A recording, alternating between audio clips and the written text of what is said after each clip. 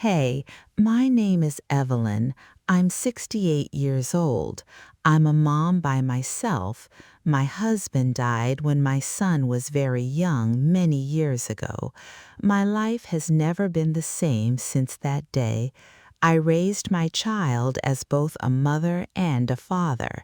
He was the only person I cared about in this world. I was scared when my husband died.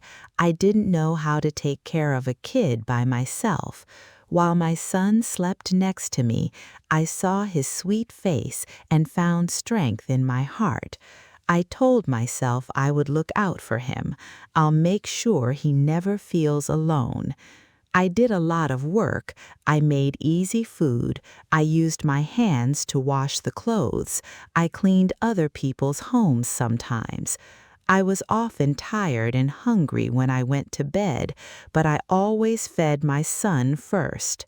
I felt less pain when he smiled.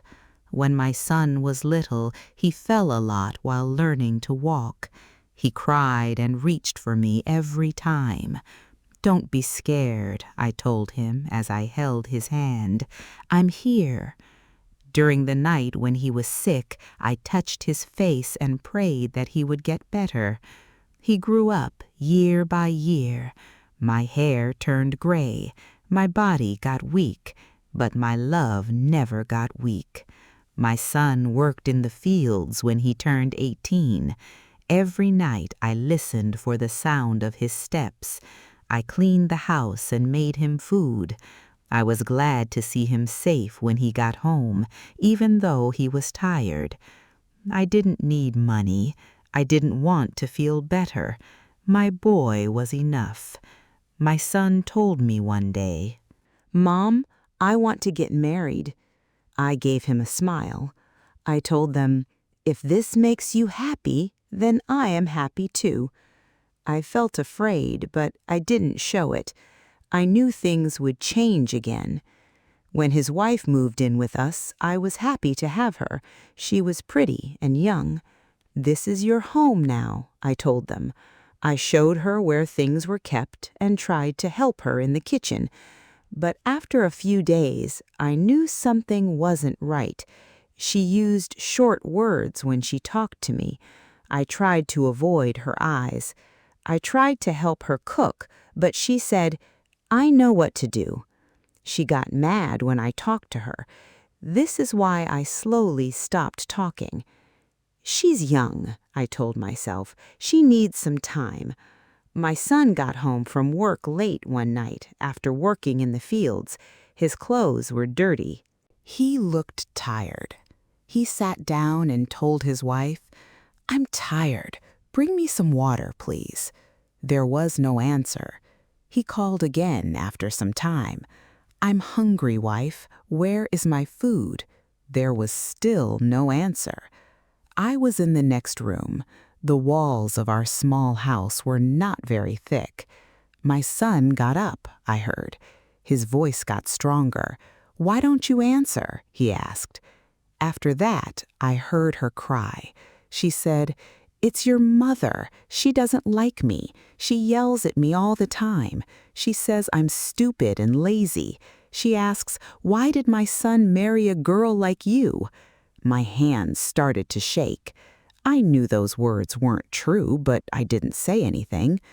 "Please," my son said in a soft voice, "he is old. Be calm and try to live with her."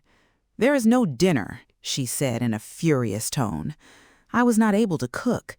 I keep getting orders from that old woman. I do bad things all the time," heaved my son. "She's my mom."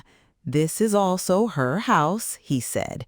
Then she said, "You have to choose. Don't live with both of us. Either live with me or live with her." My son went to bed that night hungry. I woke up on my mat and stared at the ceiling. My heart was heavy. I said a quiet prayer. "Please show my son the way. Don't let him make the wrong choice." I heard her again in the morning. "Have you chosen? Do you want me or your mother?" she asked. After that, she said something I will never forget. "Get your mom off the hill. She's old. She's going to die soon anyway. I'm young. We can be happy." My son didn't say much that day. He didn't eat. He didn't look at me. I was scared of my own child for the first time ever. That night, he quietly told me, "Mother, tomorrow we're going on a trip." I looked right into his eyes. Everything made sense to me. My face stayed calm, but my heart broke. "Okay, my son," I said with a nod. Early the next morning, he put me on his back. It was rough to get to the hill. It was cool outside. Not a single question was asked. As we went up, he took more time to breathe and moved more slowly. I took a moment to think about my life. I remembered giving him food by hand. I remember putting my arms around him when he cried. I remember keeping him safe from everyone else. I said, "If my life ends today, I have no regret." It was quiet when we got to the top of the hill. I told my son, "I understand why you brought me here." He stopped moving. I said softly, "When you push me, be careful. Don't fall. Hold on to the tree branch." He looked at me. His eyes were filled with tears. He asked, "You know?" I gave a sad smile. "Yes," I replied. "A mother always knows." He put me down slowly. He put his hand over his face and cried. "I was going to kill you," he told her. "And you are still worried about me." I put my hand on his. "My child," I told him, "the love of a mother never ends." Soon after, he picked me up again, but this time he went down the hill. He sent his wife away when we got home. I didn't stop him. I didn't say anything bad about her. I thanked God in a quiet way. My son and I now live in peace. I make food for him, he looks after me. The house is quiet again. Love from a mother doesn't ask for anything. The love of a mother never ends. Remember the person who made everything possible for you.